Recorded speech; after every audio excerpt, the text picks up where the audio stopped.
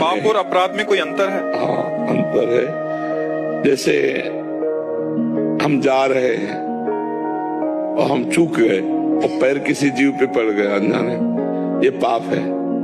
लेकिन हम बकरा काट करके खा रहे हैं, मुर्गा काट करके खा रहे हैं या उनका मांस ला रहे हैं, ये अपराध है। अचानक आपके धक्का लग गया, आप हमसे नाराज हो गए, हमारी कोई गलती नहीं थी, अब आप हमारे ऊपर आवेश दिखा रहे हैं, हम सह गए, तो हमारे जो भूल से पाप हुए थे वो नष्ट हो जाएंगे। और यदि हम लड़ाई झगड़ा शुरू कर दिया तो नया संस्कार, नया दोष उपस्थित हो जाएगा, अब अपराध बन जाएगा हमसे।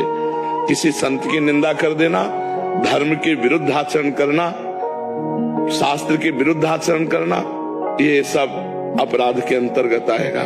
जैसे नामा अपराध, धामा अपराध, वैष्णव अपराध, संत अपराध, सेवा अपराध, ये सब अपराध के अंतर्गत आते हैं। अब हमारा जैसे किसी माता बहन की तरफ गंदी, ये पाप है।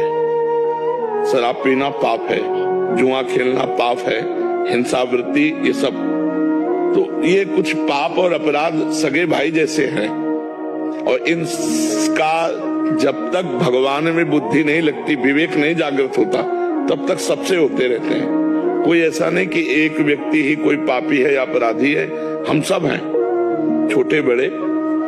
जब तक भगवान में चित्त नहीं लगेगा तब तक मनमानी आचरण बनेंगे, मनमानी आचरण बनेंगे तो कुछ पाप होंगे, कुछ अपराध होंगे। इसीलिए हमें चित्त को भगवान में जरूर लगाना चाहिए। बिना भगवान के हम निरपराध नहीं रह सकते। कुछ अपराध प्रकट में हो जाएंगे और खुल जाएंगे तो कानून सजा दे देगा, तो आप पवित्र हो जाएंगे। और जिन अपराधों की कानून ने सजा नहीं की, उनकी सजा भगवान की तरफ से होगी। फिर ऐसी जगह फंसोगे जहां अपराध नहीं किया लेकिन दंड मिलेगा। आपको फंसा दिया गया, आप कहते हो पक्का कसम से कहते मैंने नहीं किया, माना आपने नहीं किया, लेकिन आपने वो कर्म किए हैं जिनका दंड नहीं मिला, तो आपको निरपराध अवस्था में भी वो अपराध आपको दंड दिला देगा, क्योंकि वो पूर्व का गुप्त अपराध है और आपको दंड मिलेगा यद्यपि आप निरपराधी है।